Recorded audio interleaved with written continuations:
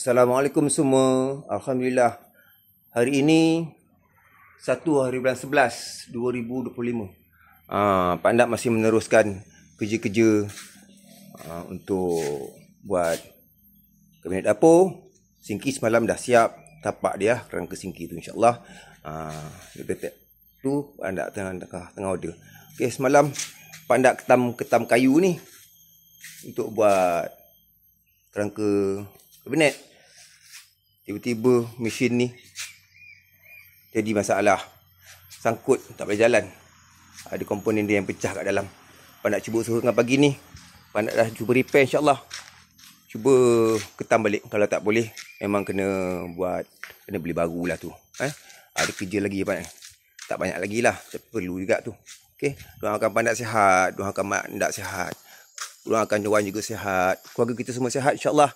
Okey, sahabat-sahabat juga pada semua insya-Allah. Assalamualaikum. Sayang semua. Mudah-mudahan Allah Taala memudahkan segala urusan kerja kita. Insya-Allah. Amin ya rabbal alamin.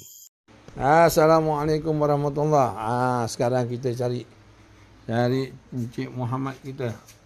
Tu dia. Encik Muhammad kita sedang bertukang. Ni dia. Encik Muhammad. Assalamualaikum. Salam. Ciao malam ni lah. Aduh. Encik Muhammad kita sedang buat dia punya tabletop. Tabletop. Ni siap ada dia punya para para. Alhamdulillah, tangga pun dah siap menuju ke atas. Okey, ini dia. Singki. Kontak ke? Singki. Kita sambung. Ada ganti bujang sebiji, boleh naik atas. Okey, sekarang saya naik atas. Keadaan di atas. Masih ada loteng lagi sikit untuk simpan barang. So kita turun ke bawah balik. Menuju ke Serambi.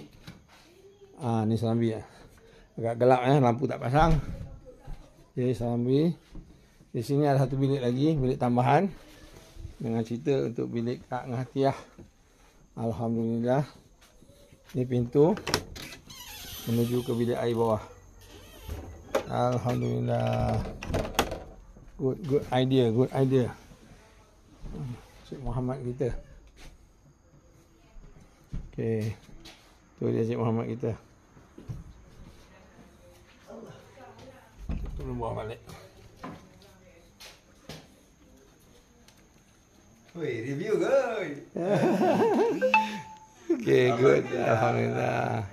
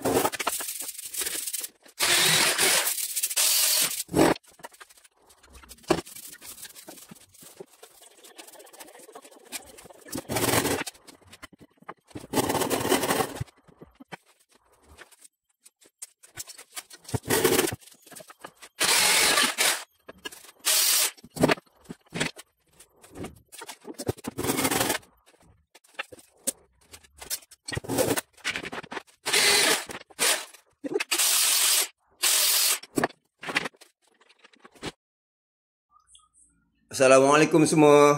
Hari dah hampir pukul 5.30 petang 2 hari bulan 11 2025. Alhamdulillah tapak dapur Mak Ndak hampir siap. Pada tengah dengan kaki kabinet. Ni tak cukup kayu.